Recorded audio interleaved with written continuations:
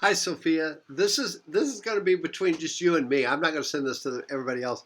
And this is something new I'm trying is sending an actual video response. It takes a little while, but your question is so compelling.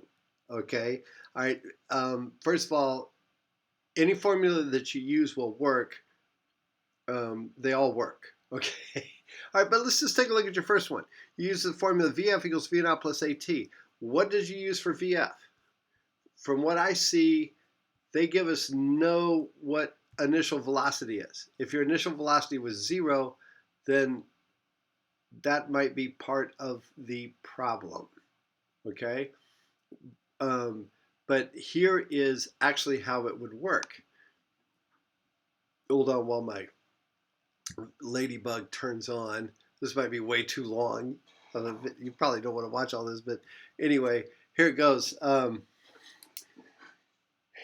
I'll attach this to a Word document so you can see it. It won't be a thing. So VF equals V naught plus AT. That's a good place, because we know the acceleration is negative 9.8 meters per second squared. We know that.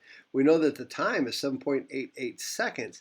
However, we don't know what V naught or VF is. We do know this though, that the absolute values of the two equal each other. Their speeds are the same, but their directions are different. So minus V naught then equals VF. So therefore minus V naught equals V naught minus 9.8 times T. And so when I do this, I wind up with minus 2 V naught is equal to minus 9.8 T. And when I find out, and T was 7.88 seconds, so V naught is equal to, notice the negatives cancel, is 4.9 times 7.88. So the initial velocity that it went up was 4.9 times 7.88, which is equal to 38.6 meters per second. Now that's a hell of a throw.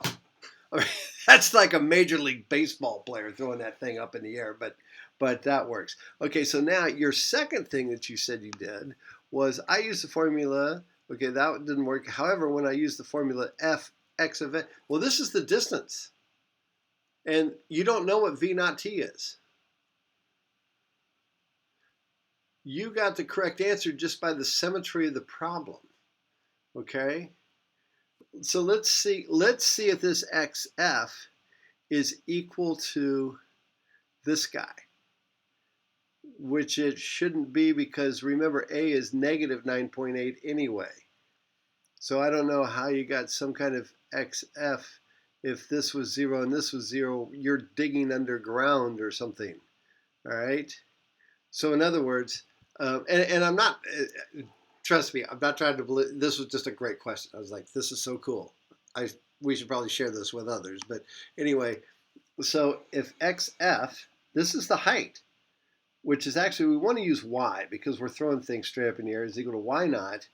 Now, you had no idea when you did this what the initial velocity was. How could you do that? Unless you assumed it was zero, but that's not true. How can you throw something in the air if the initial velocity in the y direction is zero? Can't do it. Wrong assumption. Okay? So, but if you assumed it was zero, then you've got minus 1/2 gt squared, and you wind up with yf is equal to 4.9. Let's just make everything positive. 4.9 times 7.88 squared. Well, it's not half, it's the square. So 4.9 times 7.88 squared is equal to 304 meters.